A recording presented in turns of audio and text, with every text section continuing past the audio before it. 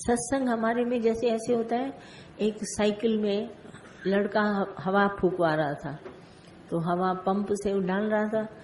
मैं रास्ते में सत्संग में आ रही थी, मैंने कहा हमारा सत्संग भी ऐसे है। हम ऐसा कह सकते हैं, हम अपने आप को लाइफ में चलाने के लिए पहियों में हवा फुकाने जाते हैं। कोई और बोला हम लोग 2 व्हीलर चलाते हैं, 2 टांगे हवा फुकाने जाते हैं। हवा फूक जाता है हमारा गुरु तो हम दौड़ते हैं। और अगर ये ना हो सच्ची हवा तो हम ऐसे ही सब फुस पड़े रहे दुनिया में। तो ये हमारे माता इतना होशियार, देखो कितना साफ सत्संग बोला, एक एक की वृत्ति को बोला तुम्हारी वृत्तियां बाहर जाती हैं, अंदर मुक्ता धारण करो, तुम वो सच में टिको, तुम वो सच्चा परमात्मा है। जब तुम उसमें टिकेगा तो बोला तुम्हारे से सुंदर कोई दुनिया में नहीं। अब जब हमको ये ज्ञान मिल गया, हम किसको देखेंगे? तभी हम क्यों तुम सबको बोलते हैं भाई तुम सब हमारे दादा के बच्चे हो, सुणे हो, सुणा सजन, हमारा सजन भी सुणा और तुम सब भी सुणे। किसी काली औरत है और आदमी भी काला है, उसको गोरा बच्चा पैदा होगा नहीं ना, जैसा पेड़ वैसा ही निकलेगा। और एक सुंदर स्त्री हो और सुंदर आदमी हो तो बच्चे कैसे होंगे? सुंदर। तो तुम दादा के आया है और दादा के ज्ञान से सुंदर बना है, तो तुम सब सुणा हो गया ना। तुम अपने को काला क्यों बोला? माया है काली, कोयले की दलाली, माया काली है। माया का संग करो तो मुंह पे दाग लग जाएंगे, और इधर भगवान का संग करेगा तो दाग उतर जाएंगे। तो जो हमारे पास आता है वो सुणा। कितने ही दुनिया वाले उसको नीचे गिराते हैं, कहते हैं तुम्हारे में कोई गुण नहीं, कुछ नहीं। पर जब यहाँ सत्संग में आता है ना, बोला मेरे जैसा सुणा कोई नहीं। तो हम लोग कहते हैं अरे ये चल ऐसे रहे, अपने को पता नहीं क्या समझ रहे। भले बोले, सच्ची बात है, हमको दादा ने इतना अच्छा बनाया। हम अपने भीतर देखते हैं तो इतना ज्ञान ये किसने दिया? ये गुरु ने। जैसे नहीं कभी तुम अपना सेफ खोल के देखते हैं, बोला इतने पैसे लगे पड़े हैं, इतने, ये तो कभी कम नहीं होंगे। ऐसे ही हम अपने भीतर देखते हैं, इतना ढेर सारा ज्ञान, इतना। तो मेरे जितना ज्ञान तो हम कहते हैं किसी को भी नहीं है। तो हर एक बोले, अगर मैं बोलती हूँ तो तुम लोग भी बोलो, क्योंकि दादा ने खजाने लुटाए हैं। झोली तुम्हारी है, जितना झोल में खजाना डालना चाहो डाल सकते हो, भरना चाहो भर के ले जा सकते हो। कोई नहीं तुमको बोलेगा तुम ज्यादा ले रहे हो कि कम ले रहे हो, ऐसा तो नहीं बोलेगा कोई। ले लो जितना लेना है। तो ये अंदर में देखो, तभी हमारा गुरु बोलता है सत्यम शिवम सुंदरम, तुम्हारे जैसा सुंदर कोई नहीं। तुम शरीर देखता है, हम तुम्हारी आत्मा का सौंदर्य देखते हैं। उस आत्मा को कहीं भी गलत रास्ते पर जाता नहीं और झूठ कभी बोलता नहीं, सच की राह देखता है, अपना स्वरूप देखता है। तो वो जो आत्मा है हमारी, वो सबसे उत्तम है। नहीं, उसी आत्मा को अंदर में जानो, वो सबसे उत्तम है। तो ये करके अंदर में पहचानो, नहीं तो रह जाएगा, कोई नहीं पूछेगा। तभी सत्यम शिवम सुंदरम हमारी माता बोलती है, तुम्हारे को तुम्हारे जैसा सुंदर आत्म सत्य कहीं नहीं है, पहचानो। क्लियर हुई बात अच्छे से? हाँ। और किसी का कोई प्रश्न? बोलो।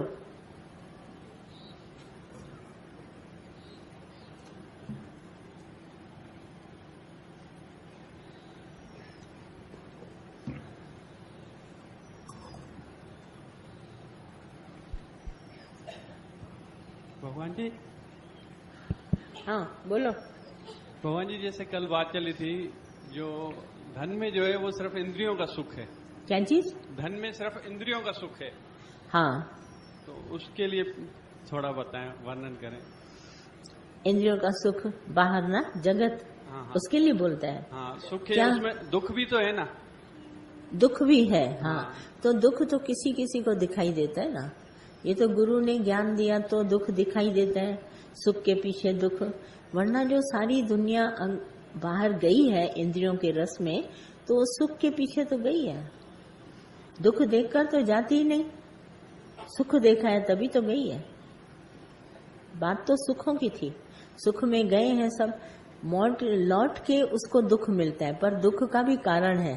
देखो गए तो बहुत, जो आसक्त हो गया, जो अटैच हो गया, जिसने चाह रखी, वो दुखी हुआ।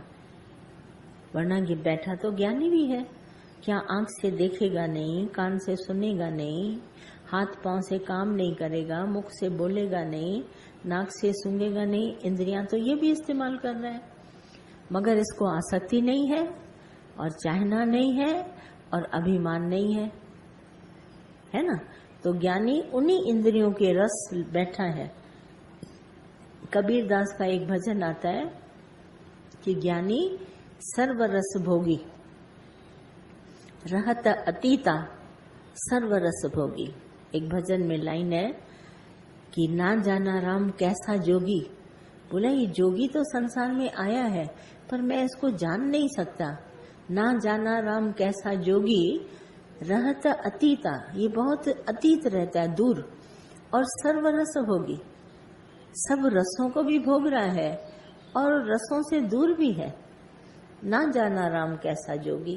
अरे ये कैसा जोगी है, दुनिया में है, रहता है, रस सब ले रहा है, पर रसों से अतीत है, दूर है।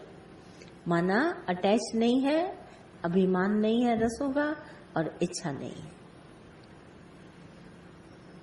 हम खाना नहीं खाएंगे, कहीं घूमने नहीं जाएंगे, क्या नहीं करेंगे बताइए। इंद्रियां हैं तो आंख भी देखेगी, कान सुनेगा, म्यूजिक भी सुनेंगे, मुख से बोलेंगे भी, सब बात करेंगे, पर अतीत है, उससे दूर है, उसके अटैच नहीं है, उसके दुख सुख से हम संबंध नहीं रखते, बात खत्म। न अटैचमेंट है, न दुख सुख से संबंध है, न हम दोबारा इच्छा ही करते हैं कि ये रस दोबारा मिले।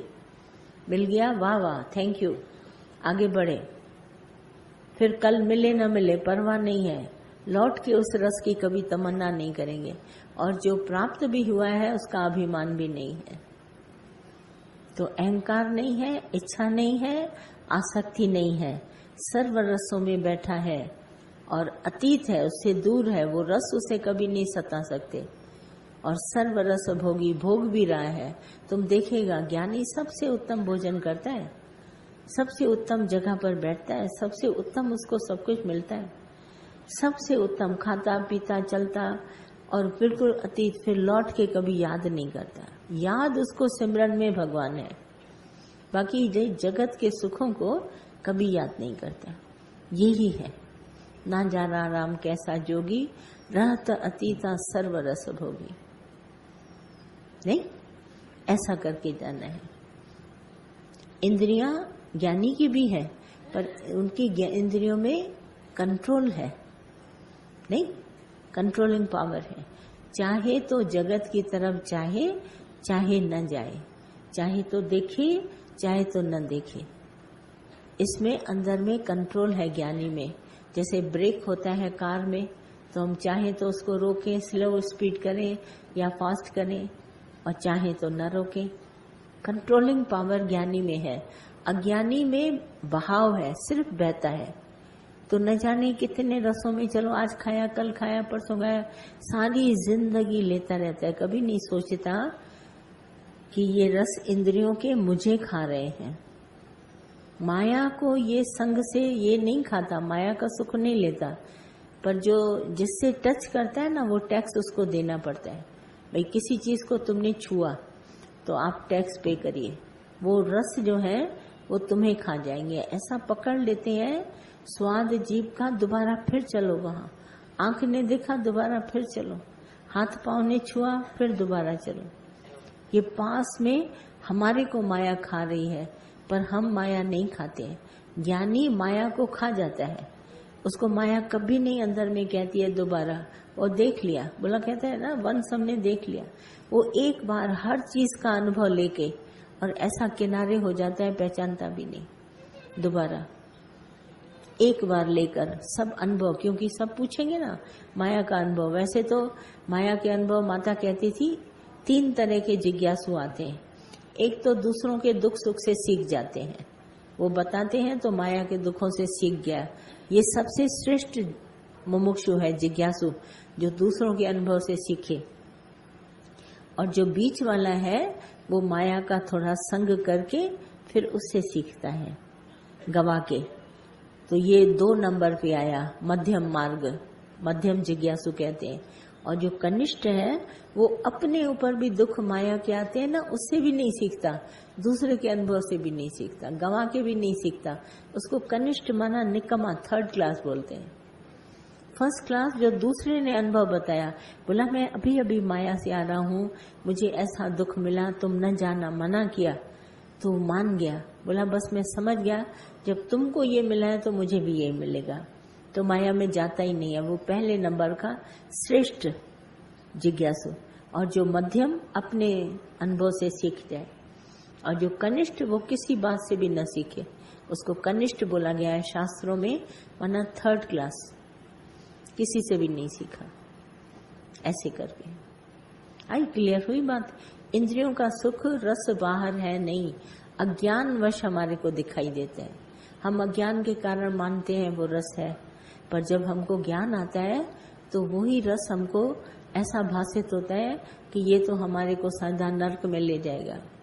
पहचान जाता है उसको, तो रास्ता टर्न करता है।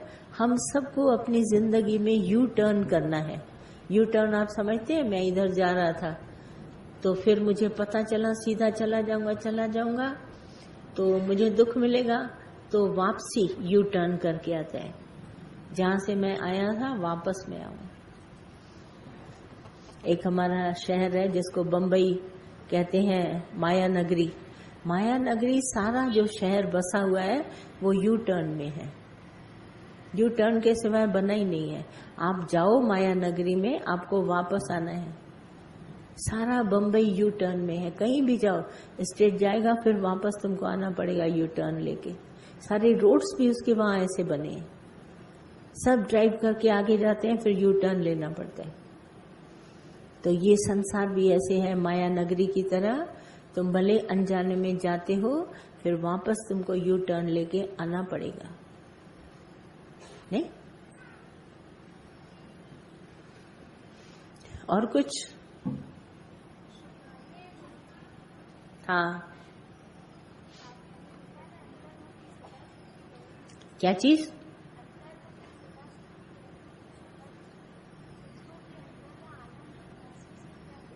हाँ, आनंद ही आनंद है ना, बस ठीक है। शुक्राने शुक्राने। हाँ, कोई प्रश्न हो तो भले पूछो। हाँ, माइक तो इधर।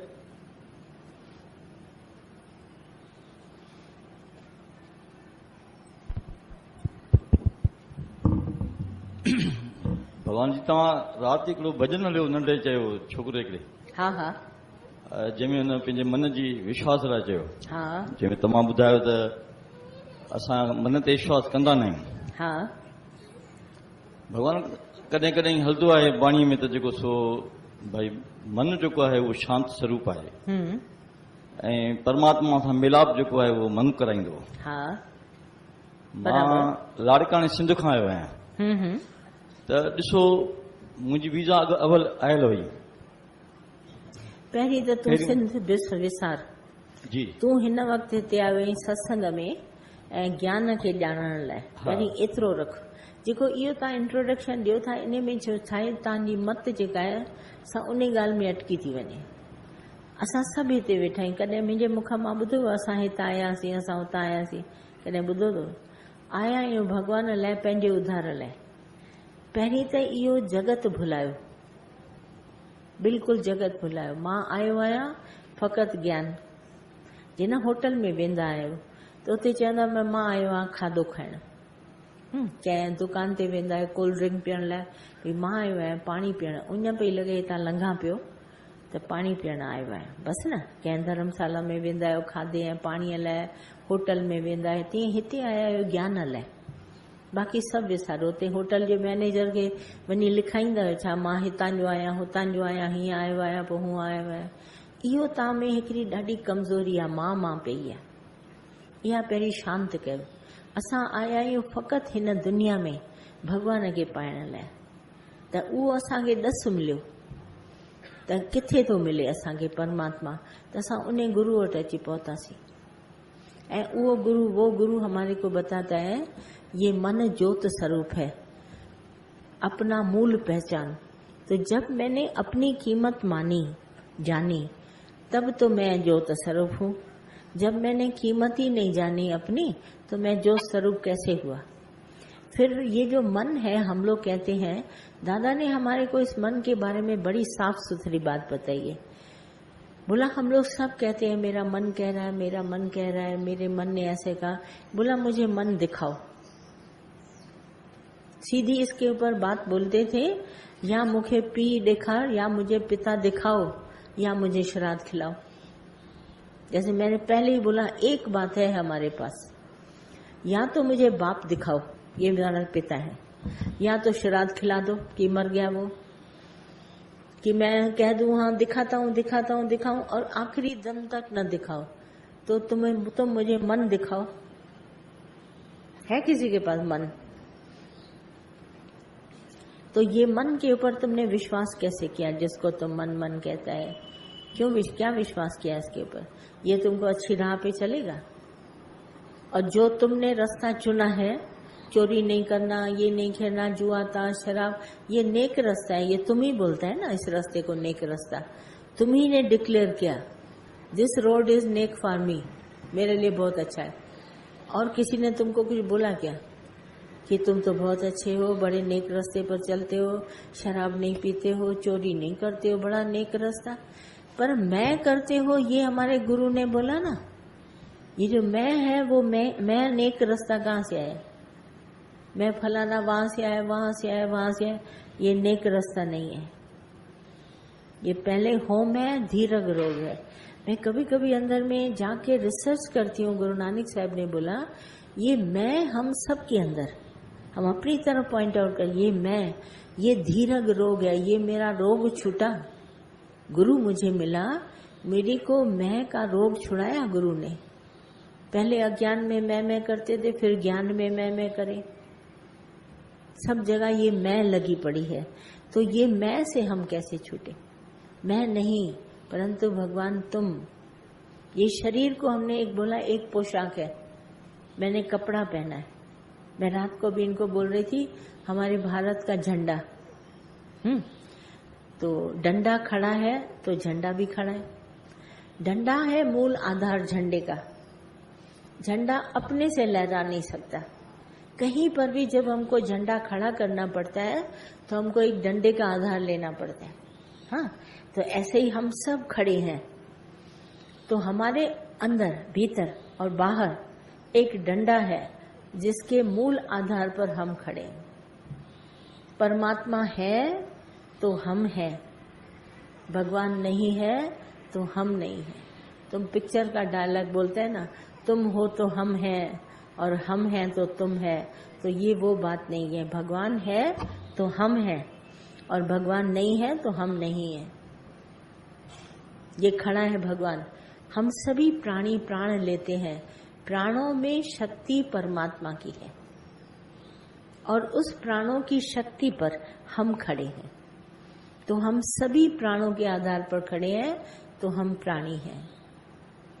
पहले हम शक्तिशाली, परमात्मा झंडा डंडे के आधार पर खड़ा है। संत विनोबा भावे ने गीता लिखी, उसमें ये बात साफ लिखी है।